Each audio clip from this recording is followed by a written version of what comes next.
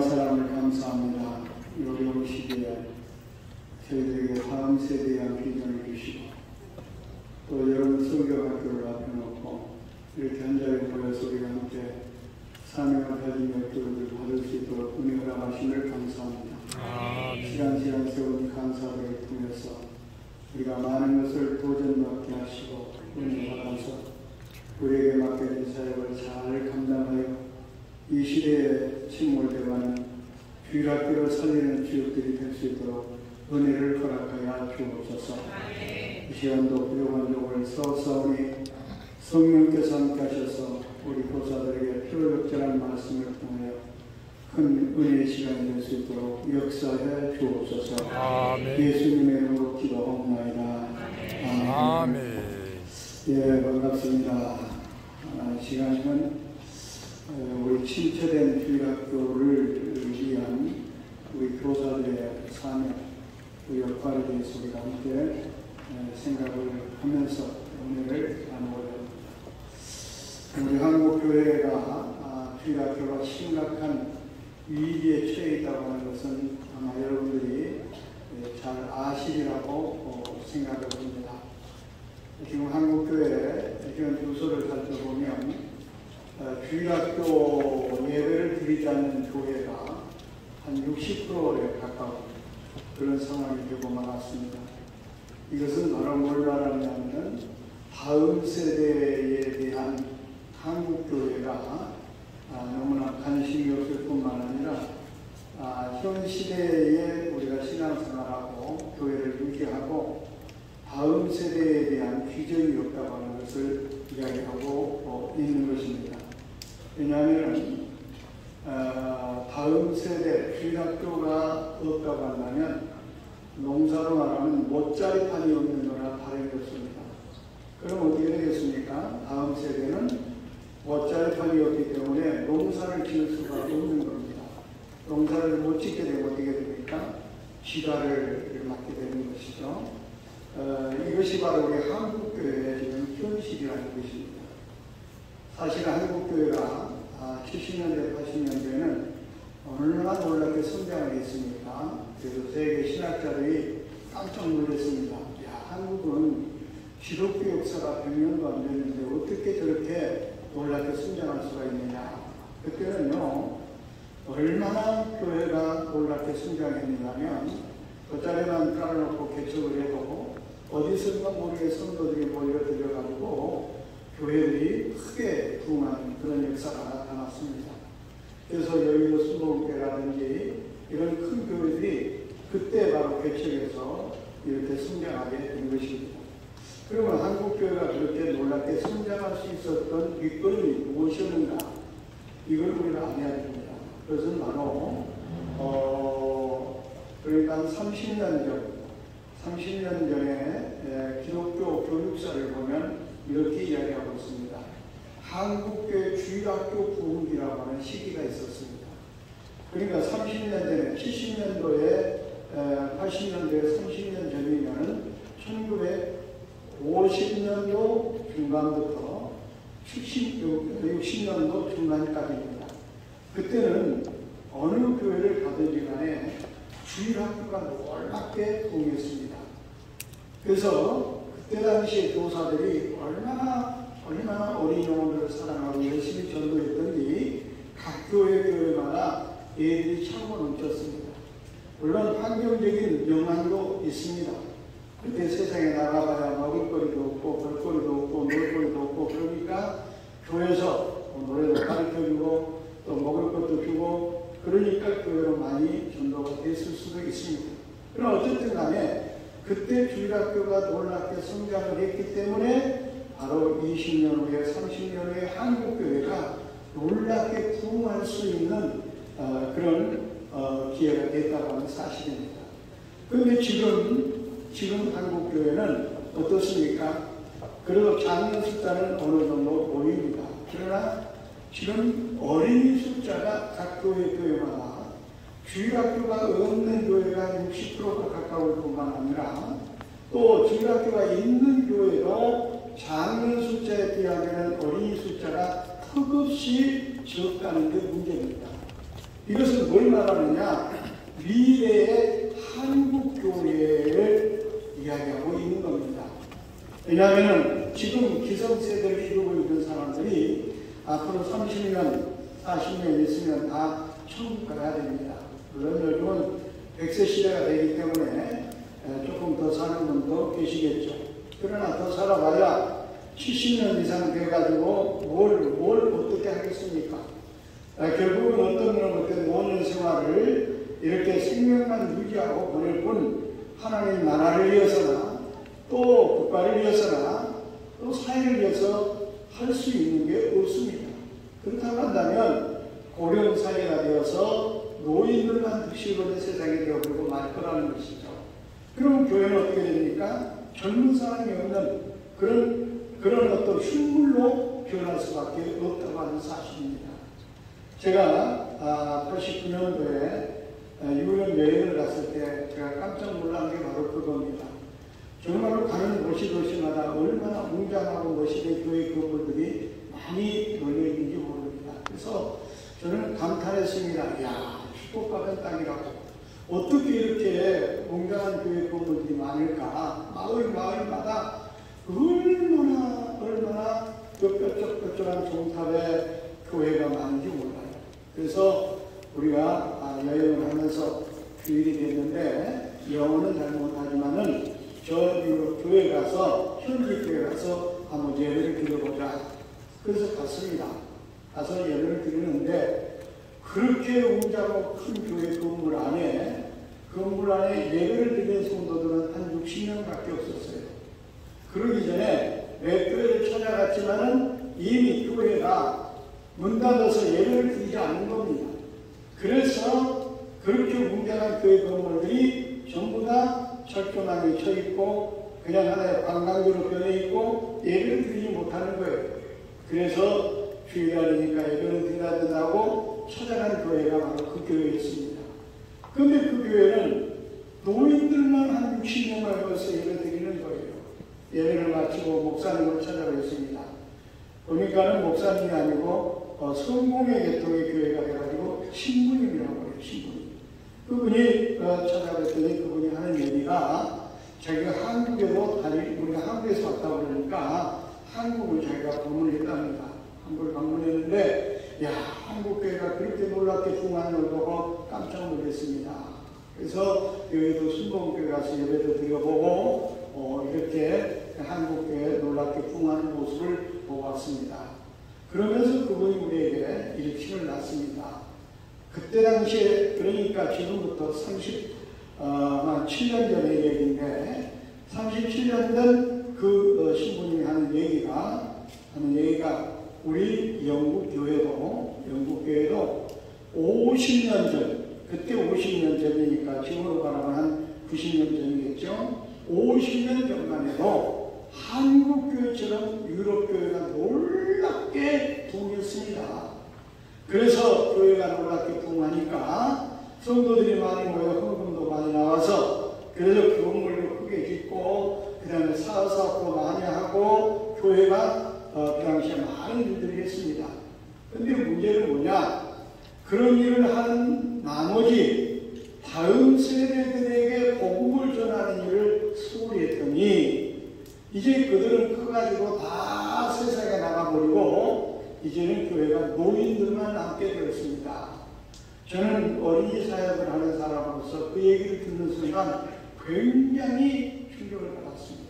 야, 이게 유럽교회가 이렇게 될 수 있었던 것은 바로 그 당시에 목회자들이 정말로 다음 세대들에 대해서 무관심하고 어떻게 하면 교회 건물을 크게 짓고 어떻게 하면 선교사를 많이 파송하고 어떻게 하면 또 양질의 어떤 신앙생활을 교인들을 시킬까 여기에만 급급했지 실제로 다음 세대를 기르는데 소홀한 결과 결국은 유럽교회가 그렇게 망하게 됐다는 것입니다.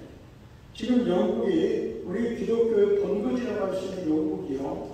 크리스찬이 3%밖에 안 됩니다. 3%밖에. 이거 동탄한 일 아닙니까?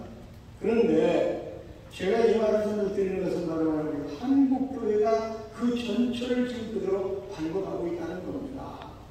그래서 우리가 정신을 차리지 않으면 한국교회도 오히려 유럽교회보다도 빨리 망할 수밖에 없어요. 지금 우리가 빨리 대책을 세워서 다음 세대를 살리지 않는다면 어떻게 됩니까? 앞으로 30년 후에는 유럽교회들처럼 한국교회들이 이런 건물들이 흉물이 되어버릴 수밖에 없습니다.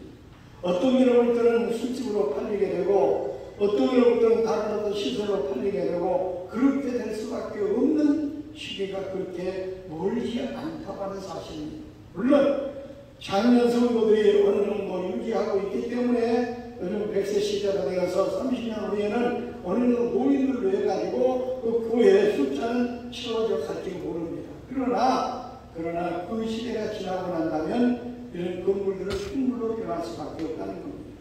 그래서 지금 우리가 정신을 바짝 차리고 다음 세대들에게 복음을 전해서 지금 각 교회마다 주일학교를 살리지 않는다면 그 교회에 대한 소망이 없습니다. 또 그뿐만 아니라 우리 한국교회에 소망이 없다고 하는 사실입니다. 그래서 이 시대에 우리 교사를 맡고 있는 우리들의 사명이 얼마나 큰가 하는 것을 우리는 분명하게 알아야 돼요.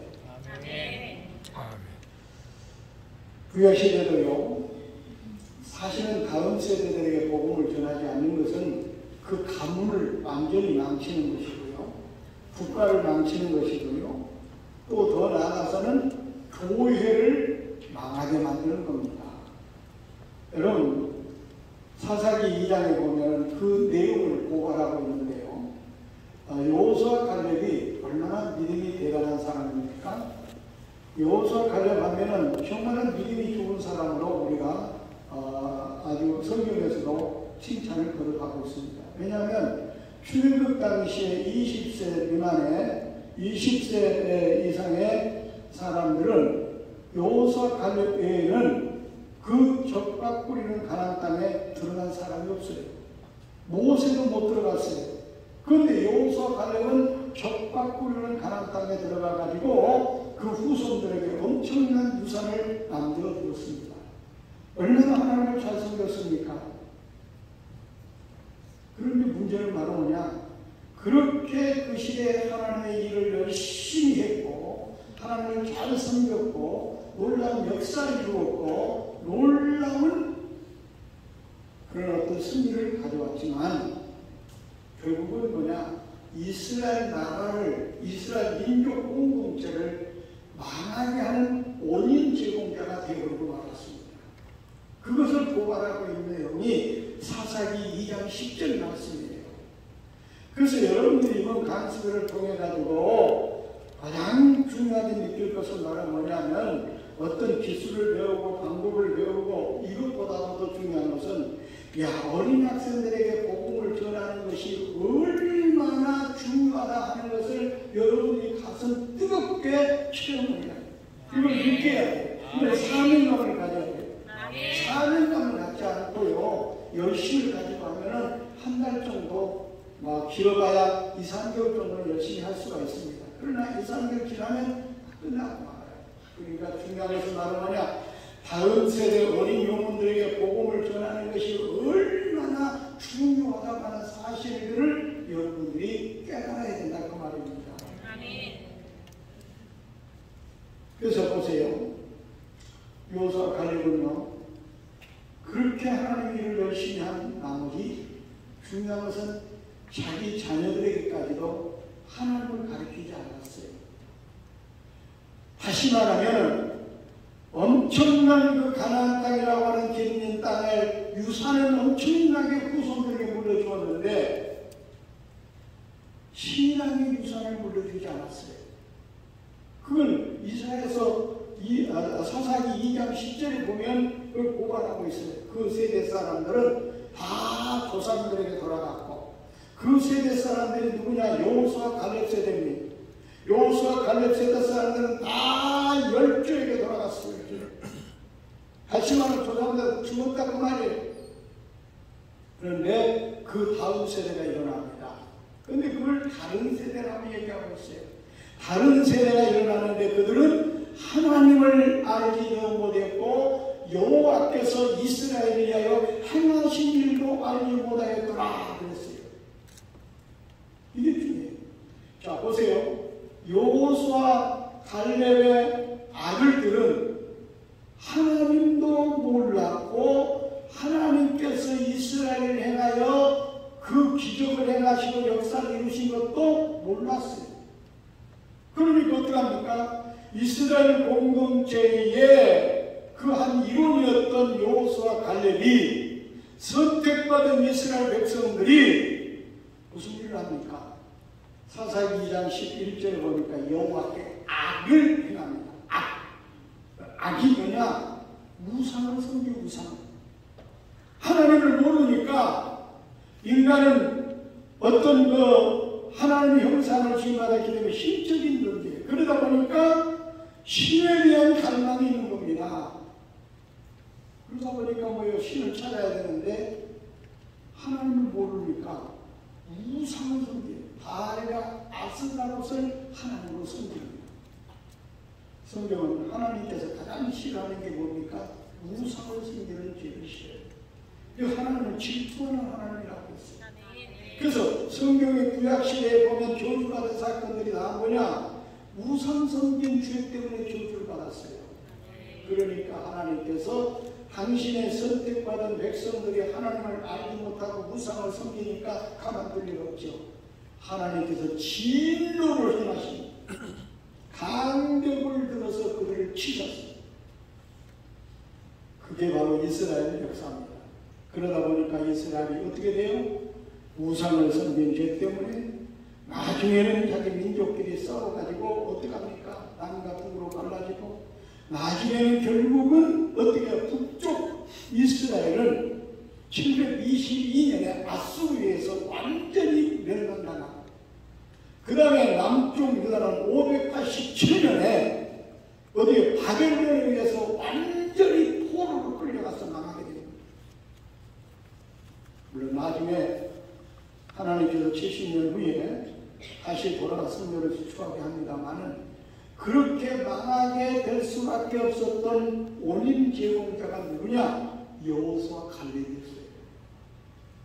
왜? 여호수아 갈렙이 하나님께로 맡겨진 사명을 감당함에 있어서 열심히 그날 업적을 남기는 것도 중요하지만 후대들에게 다음 세대들에게 하나님의 복음을 전하고 하나님을 가르치고 하나님을 믿도록 만드는 신앙의 유산을 남겨둬야 되는데 물질의 유산만 남겨뒀지 신앙의 유산을 남겨두지 않은 겁니다. 그것 때문에 이스라엘 공동체가 망하게 됐어요. 교회가 망하게 됐어요. 가문도 망하게 됐다는 것을 여러분 아셔야 돼요. 그러니까 여러분 다음 세대, 여러분 다른 세대, 지금 어린 학생들에게 우리가 복음을 전하는 것은 신앙으로 양육하는 것은요 국가를 살리는 일이고요 우리 교회를 살리는 일이고요 또 여러분의 가문을 살리는 일입니다. 가문을 살리는 일. 보세요. 엘리도요 제사장이었지만은 그 자식들을 갖다가 자식들이 제사장인데도 불구하고 어떻게 해요? 하나님 앞에 죄를 범합니다.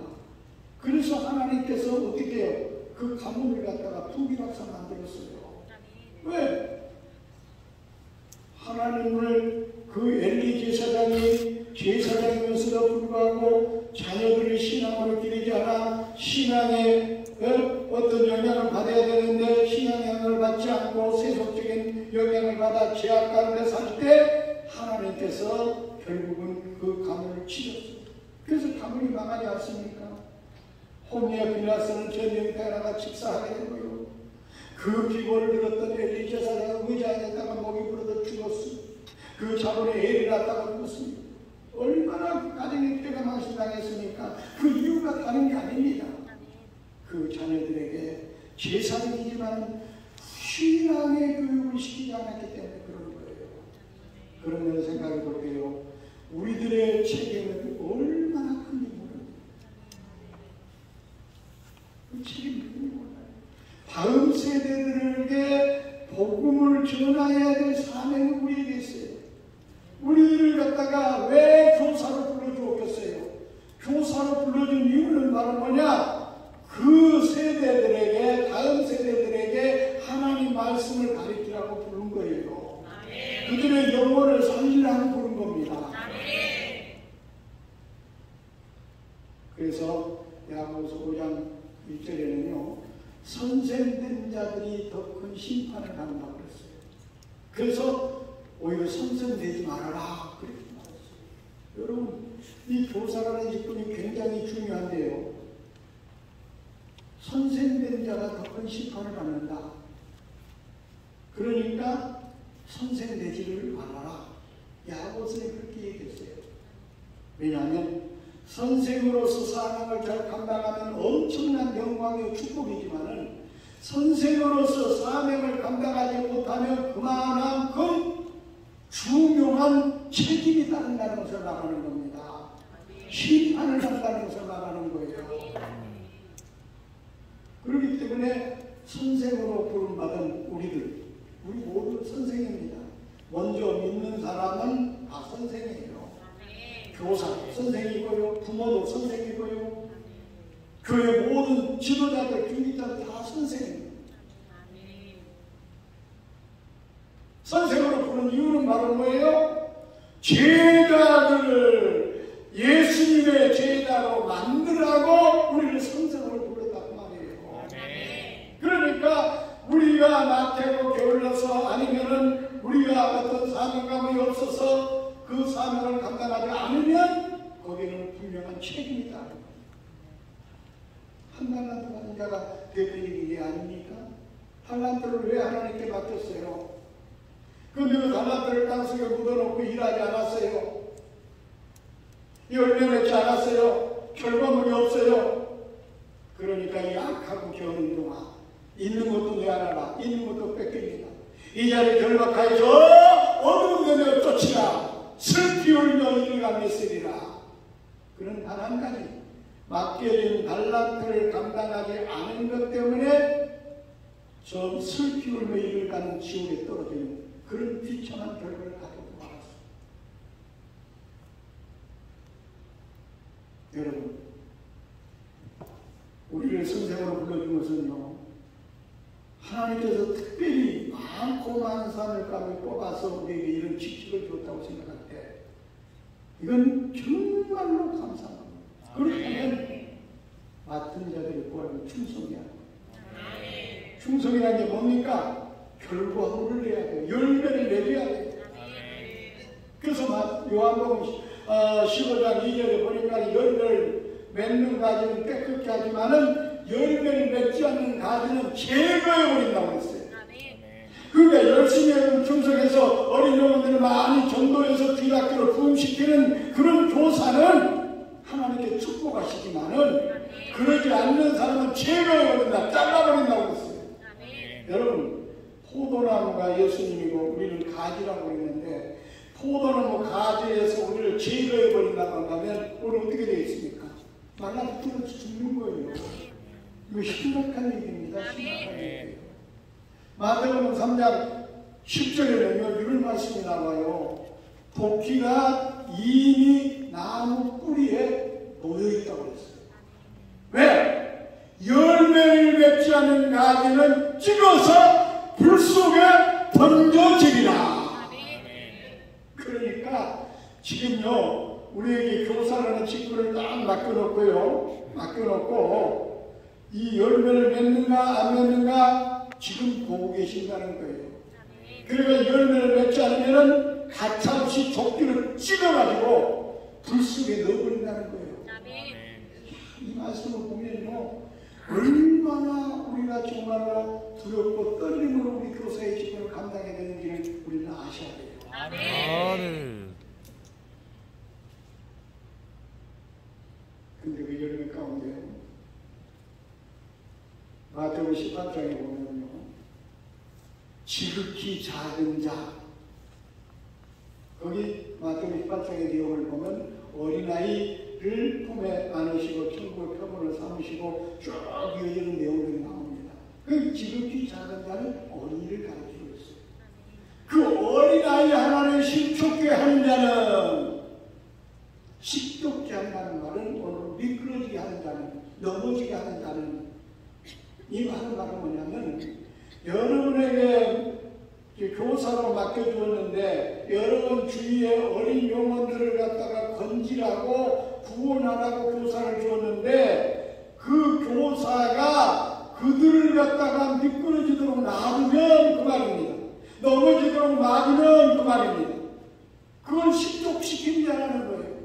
그런 자는 연자 맷돌을 목에 달려서 깊은 물속에 확 빠뜨리게 나옵니다.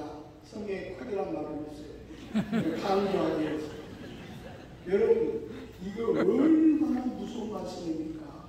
여러분, 교사요, 굉장히 중요합니다. 그런데 여러분 주변에 있는 어린 영혼들을 갖다가 붙잡아주고 그들을 구원시키라고 교사로 세웠는데, 그걸 방치해서 그들이 넘어지고 그들이 멸망한다면 어떻게 돼요? 우리한테 책임이 있다는 거예요. 책임이 있다는 거예요. 어느 정도 책임이냐? 그 자리에 갔다가 물속에다가 면자мет들을 달려가 물속에 막 던지는 것처럼 그런 살인죄에 대한 그런 책임이 있다 그 말입니다. 엄청나게 무서운 말씀이에요. 우리 교사들이 이 내용을 알고 교사의 길을 감당해야 돼요.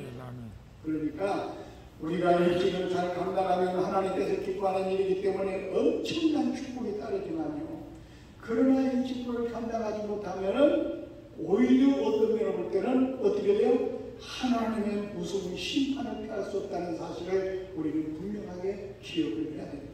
아멘.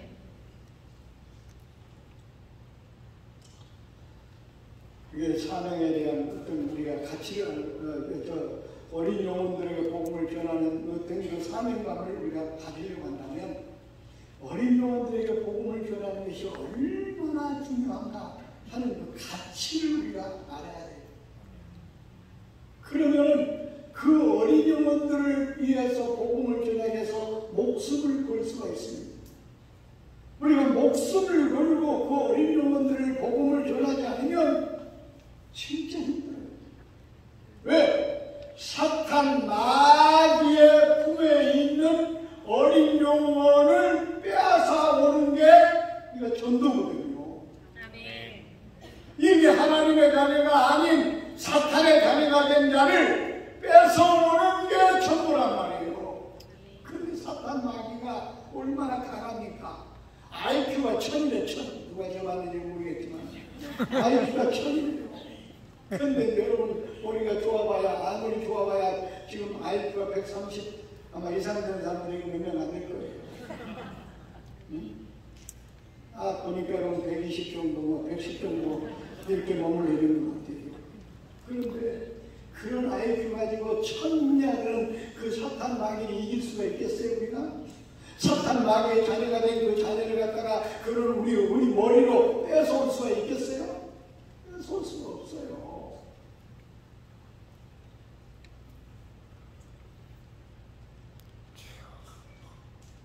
그렇기 때문에 우리는 정말로 목숨을 걸어야 돼요. 목숨을 걸고 하지 않으면 절대로 어린 전도할 수가 없어요. 지금 그런 시대가 됐어요. 사탄 마귀는요, 어린 시기가 가장 중요하다는 걸 알고 있었기 때문에 창세 이래 보면은 어렸을 때부터 쌀을 잡으려고 얼마나 발버둥을 쳤는지 몰라요. 보세요. 히브리 민족이 하나님의 백성들이 번성할 때 그것을 차단시키기 위해 가지고 어떻게 했습니까? 사탄 마귀가 바로왕 속에 들어가가지고 어떻게 산의 아이가 나면 물속에 하수에 던져라. 그때 산파를 시켜가지고 그 명령을 내렸어요. 그 뭐예요? 어린 새싹 때가 너무나 중요하기 때문에 새싹부터 잘라버리려고 하는 거예요. 어린 영혼을 공격했다니까요. 보세요. 예수님 당시에도 보니까 뭐예요? 어린 새싹 때 자르려고 예수님 메시아가 탄생했다는 소식을 알고 헤롯 왕이 그 난 시점을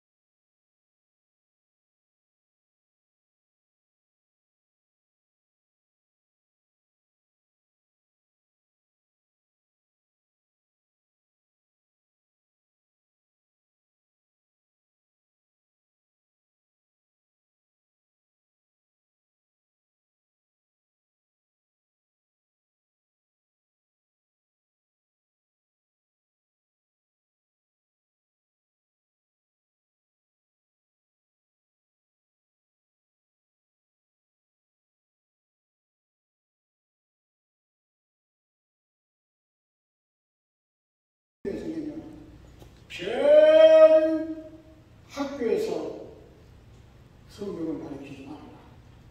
기도를 하지 말라. 그런데 그 몇 년이 지나잖아. 갑자기 청소년 범죄가 늘어납니다. 땡남들이 생기고요. 그 오늘날로 말하면 그때는 마약이라고 하는 말은 없었지만 마약 중독자들이 생기고요. 청소년 범죄가 급증을 해요. 그래도 그냥 쫙 완전히 다양한 문화가 그냥 완전히 있어. 그게 뭐냐? 신앙으로 교육을 하지 않은 결과 그렇게 나왔다고 말합니다. 그러니까 문제는 뭐냐? 신앙으로 어렸을 때부터 교육을 받을 때는 그런 청소년 범죄가 전혀 없었다는 거예요. 그러니까 오늘날도 지금 청소년 범죄로 우리가 몸살을 앓고 있는데 지금 학폭이 일어나면 가해자가 됐든 피해자가 됐든 지금 신세망치입니다. 지금. 여러분 자녀들이 거기에 빠지지 않으려고 이거 보장할 수가 없어요. 지금. 피해자는 피해자대로 인생을 망치고요. 가해자는 가해자대로 인생을 망쳐요. 지금. 근데 그걸 방지할 수 있는 방법이 뭐냐? 청소년들이 성적으로 얼마나 타락하고 있습니다. 요즘 청소년 인권이라는 그런 미명 아래 말에 이런 제자들이 석탄의 문화예요. 석탄의 문화. 그래가지고 학생 인권이라는 그런 제도 아래 학생들이 지금요 심각합니다. 교사들이 통제를 못해요. 폭행당하는 교사들이 많을 정도로. 이 교육의 현장입니까? 이게 다른 건 아니에요. 이 사탄이 지금 그렇게 하는 겁니다. 그러다 보니까 그 말이요. 실제로 있었던 사건이 초등학교 5학년들이 5학년들이 교실 안에서 성관계가 됐다는 거예요. 초등학교 5학년들이. 그래서 선생님이 그걸 갖다 나무라니까 야 우리 서로가 상의해가지고 이렇게 했는데 뭐가 문제냐고 따지더라는 거예요. 이런 시대가 되고 나왔습니다. 여러분 이런 어떤 범죄를 없애려고 하는 방법은 절대로 교육은 안 됩니다. 왜 해야 돼요? 어렸을 때부터 신앙으로 교육을 시켜놓으면요. 그 문제를 해결됩니다. 이걸 우리가 아셔야 돼요. 제가 어린이 사역을 하게 된 동기가 바로 그거예요. 저는 어렸을 때 부모님 돌아가시고 무작정 상담해가지고 좀 말할 수 없는 그런 어떤 카페소 우리니 뭐 이런 환경 속에서 저는 어린 시절을 보냈어요.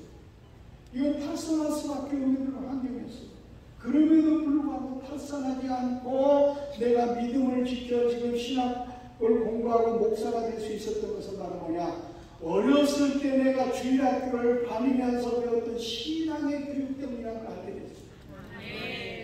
그렇기 때문에 그런 열악한 환경 가운데서도 탈선하지 않고 믿음을 지킬 수가 있었다 그 말이에요. 어렸을 때 내가 복을 받지 않았다고 한다면 예수를 만나지 않았다고 한다면 아마 지금 정도는 사람의 등이나 쳐먹고 사는 피를 빨아먹고 사는 그런 아마 인생이 되고 말았을 거예요. 그러니까 어린 학생들에게 복음을 전해서 정말로 신앙으로 무장시키는 게 얼마나 중요한가 깨달았어요.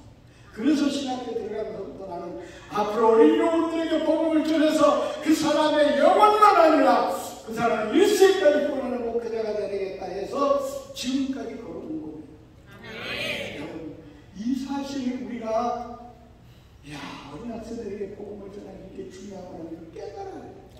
이 사실을 가슴 뜨겁게 느껴야 돼요. 우리가 어린 영혼들을 위해서 시간을 투자하고 물질을 투자하고 열심히 우리가 복음을 전할 수가 있는 겁니다. 그래서 이런 사명감을 가지고 사역을 감당해야 여러분 침몰해가는 우리 주일학교를 살릴 수가 있습니다.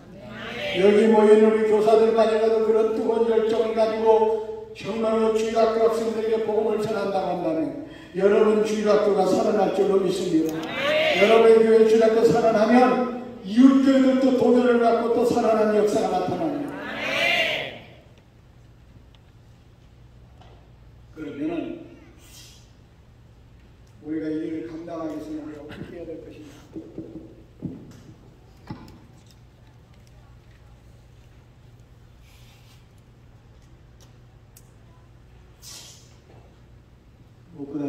것은 우리가 하는 일은 영혼을 구원하는 일입니다. 영적인 일입니다. 그렇기 때문에 영역을 받아야 돼요. 하나님의 일은 우리 교사들이요, 이렇게 강서를 들어서 어떤 지식 가지고 경험 가지고 가르칠 수가 없어요. 왜요? 우리가 하는 교육은 영적인 교육, 영혼을 구원하는 일이기 때문에. 일반 교육과 기독교 교육과 원리를 보면 알 수가 있어요. 일반 교육의 원리를 보면 인간의 이성이나 경험을 토대로 하고 있다고 했어요. 그렇기 때문에 우리가 하나 더하기 하나는 둘이다. 머리로 배우고 이해하고 경험한 것을 전달하면 돼요. 이게 일반 교육의 원리입니다. 그런데 기독교 교육 원론에 보면 기독교 교육의 원리는 어떻게 나와야 되냐? 하나님의 계시를 중심 원리로 삼고 있다 그랬습니다. 하나님의 계시가 뭡니까? 말씀. 이게 계시의 말씀이에요. 이것을 중심으로 삼고 있다고. 그러니까 우리 기독교 교육은 뭐냐? 하나님의 말씀을 가르치는 것이라 그 말입니다. 인간의 어떤 지식을 가르치는 게 아니고 경험을 가르치는 게 아니라 하나님의 말씀을 가르치는 거예요. 그런데 이 말씀이 어떻게 기록되었습니까? 디모데후서 3장 16절 보니까 모든 성경은 하나님의 감동으로, 영감으로 기록이 되어 있어요. 영감으로. 아시겠어요? 영감으로 기록된 말씀을 갖다가 세상적인 지식 가지고 경험 가지고 가르칠 수가 있겠어요? 안 돼요, 안 돼요. 물론 가르칠 수는 있어요. 지식 전달할 수가 있어요. 아브라함이 몇 살에 죽었다. 아브라함이 왕조를 만들었다. 성경을 지식적으로 전달할 수가 있었어요. 그러나 지식으로 전달해가지고 신령의 변화를 시킵니다. 어떻게 해야 돼요? 그것은 바리새인과 서기관을 키우는 교육이 돼요. 바리새인들 보세요. 얼마나 성경을 달달달달 외웠어요. 얼마나 신앙생활 열심히 했는지 몰라요. 11조 생활도 했어요. 1일에 2번씩 금식 기도도 했어요. 하루에 3번씩 시간을 정해놓고 손을 들고 기도했어요. 그런데 예수님께서 말해요. 회칠한 무덤들아, 회칠한 페인트 칠한 무덤들아. 겉으로는 신자인데 속은 썩어 있다 그 말입니다. 우리 기독교는요, 신령의 종교입니다. 신령의 종교. 기독교 교육이 뭐냐? 신령을 변화시켜서 예수 그리스도를 닮도록 하는 게 기독교 교육의 목적이에요. 그런데 이 신령을 변화시키는데 지식으로는 안 된다는 거예요. 어떻게 해야 돼요? 내가 영감을 받아야 돼요. 그리고 전달하면 내가 말지변이 없어도 성령께서 역사하기 때문에 놀라운 변화가 일어납니다. 그래서 예수님께서 구름을 타고 하늘을 승천하기 직전에 뭐라고 말씀했습니까? 그때 따라오면서 500의 성도들에게 제자들에게 하시는 말씀이 너희들 예루살렘을 떠나지 말고 아버지께서 약속하신 성령을 기다리라. 그 성령이 너에게 임하시면 너희가 권능을 갖고 예루살렘과 온 유다와 사마리아와 땅끝까지 이르러 내 증인이 되라. 여러분, 우리 교사는 증인의 사역인데 증인이 되기 전제 조건이 뭐예요? 성령의 권능을 먼저 받아라 그 말입니다. 성령의 권능을 받지 않고는 아무것도 할 수 없어요. 베드로 보세요. 예수님을 따라다니고 3년 동안 따라다니면서 얼마나 많이 배웠어요. 가장 가까이 따라다니면서 수제 잡아서 많이 배웠어요.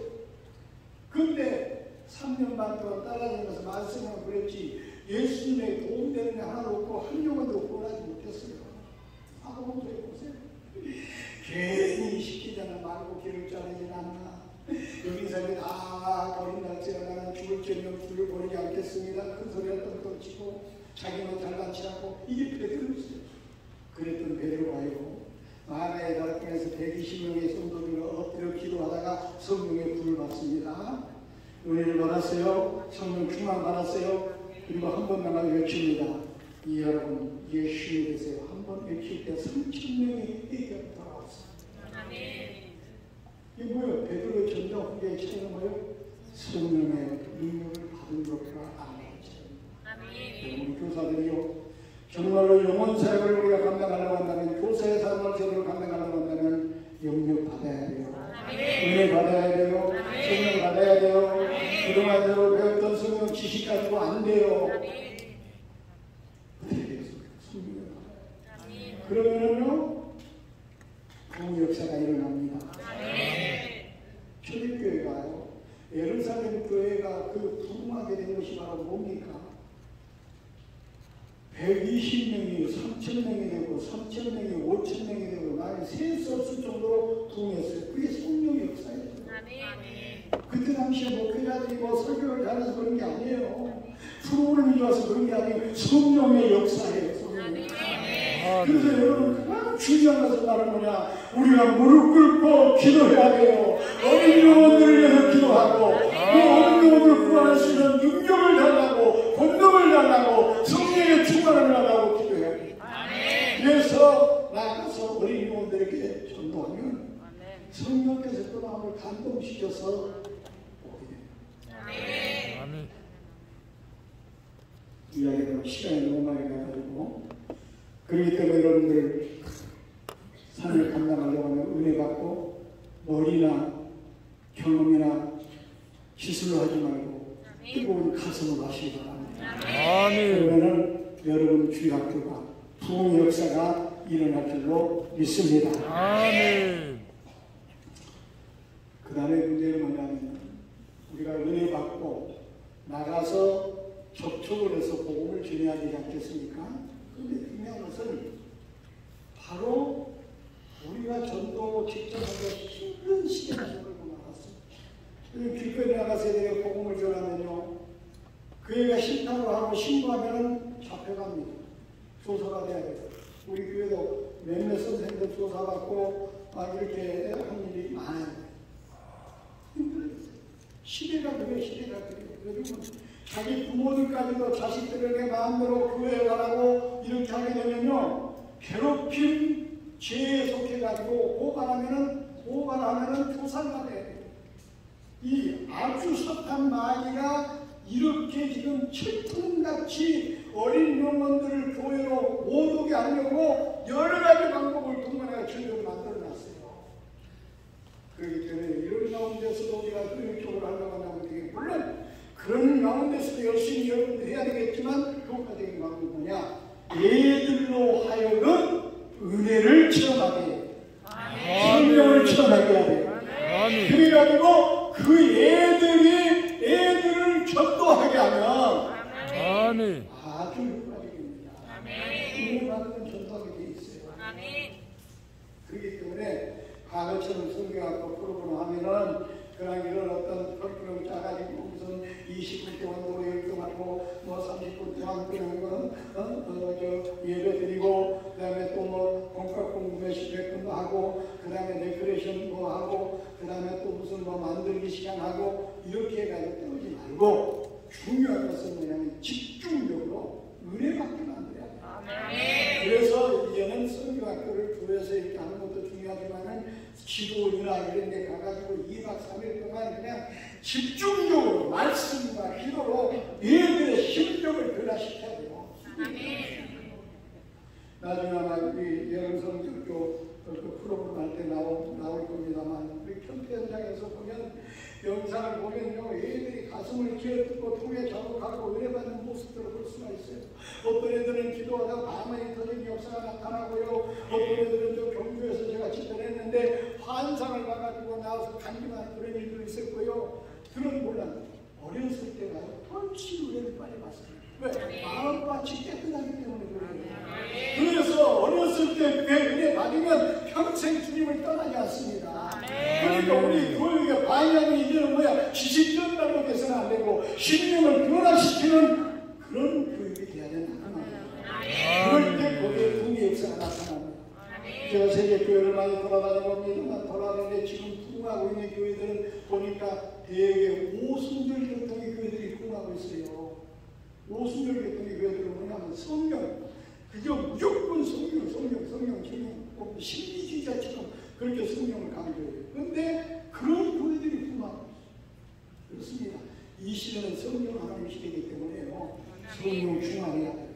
예들로 하여금 성령으로 거듭나게 해야 되고요. 성령 충만을 받도록 해야 돼요. 그래서 여러분 캠프 때도요. 성령 충만한 은혜로 여러분들이 인도하시고 예배 은혜가 또 만들어야 돼요. 기도, 말씀 전하고 기도하고 그래서 성령의 불을 받을 때 애들의 가슴이 뜨거워지고 그러면 그들이 나가서 전도하게 되고요. 그러면 주일학교는 부흥의 역사가 일어날 줄로 믿습니다. 아멘. 그리고 이제 어린이 전도가 어린이 줄 부서를 부흥시키려고 한다면 우리 교사들만 해가지고는 한계가 있어요. 왜냐하면 이제는 주교에 나가서 모르는 애들에게 전도하기가 쉽지 않아요. 그런 시대가 지났어요. 이제 아는 사람만 접촉해가지고 그 애들을 갖다가 교회로 인도해야 된단 말이죠. 그러니까 교사들만 해가지고 한계가 있어요. 전 교인이 어린 영혼들에게 복음을 전하는 것만이 한국교회 살리는 일이라는 사실을 깨닫고 이제는 전 교인이 나서서 어린이들에게 복음을 전해요. 이웃집, 아랫집 알잖아요. 면식 있잖아요.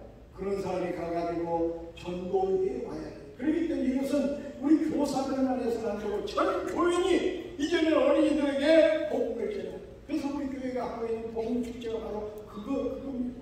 어른들이 나가가지고 애들을 전도해가지고 와가지고 축제를 여는 거예요. 교회마다 보통산교회 성도들이 아닌 분들도 정말 교회마다 이렇게 모든 어른들이 이제는 내일의 한국교회가 망하니까 망하는 교회를 살리기 위해서는 어떻게 해야 되겠어요? 오늘의 어린이들에게 복음을 전하는 길밖에 없으니까 그 일을 위해서 우리가 온 성도들이 나서서 어린이들에게 복음을 전해야 된다 그 말입니다. 그래야 여러분의 주양과 살아납니다. 여러분 교회 목사님께서 말씀드려가지고요 전 교회들이 어린이를 살리자면 우리 교회 미래가 없습니다. 여러분들 기도하고 그 운동들이 일어나기를 바랍니다. 그럴 때 놀라운 역사가 나타나요.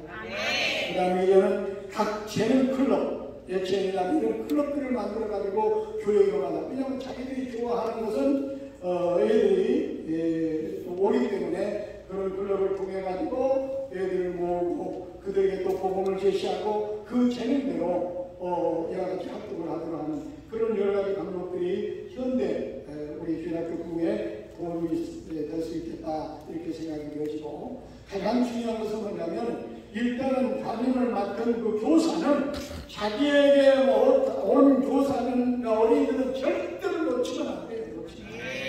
놓치면 안 됩니다. 그래서 완전히 내 자식이다 생각하고 완전히 가족 공동체처럼 매일매일 기도하고 관리하면 안 됩니다. 하면 안 돼요. 그래서 적어도 저는 2달에 한 번 정도는 캠핑을 요구하고 있습니다. 그래서 저 캠핑 가가지고 텐트 쳐놓고 그 반 학생들과 선생님과 함께 음식도 같이 만들어 먹고 같이 대화하고 같이 신앙 상담도 하고 같이 이렇게 교제를 하면서 끈끈하게 맺으시고 그러면서 또 한 명씩 믿지 않는 애들 갖다가 거기에 캠프에 참여시키고 이런 식으로 하게 된다면 1년이 가면은 아마 배로 또 풍하는 그런 역사가 나타나지 않겠는가 이렇게 생각합니다.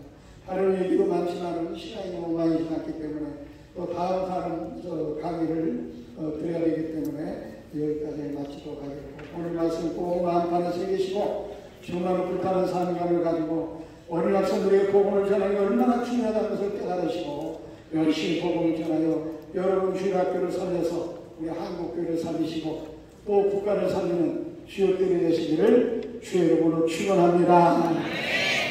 기도하겠습니다. 하나님 감사합니다. 오늘 들은 말씀 가슴판에 새기고 뜨거운 가슴을 가지고 나가 열심히 어린 학생들에게 복음을 전하여 신물대한 우리 한국교회를 살리는 주역들이 되게 하옵소서. 능력을 주옵소서. 예수님의 이름으로 기도하옵나이다. 아멘.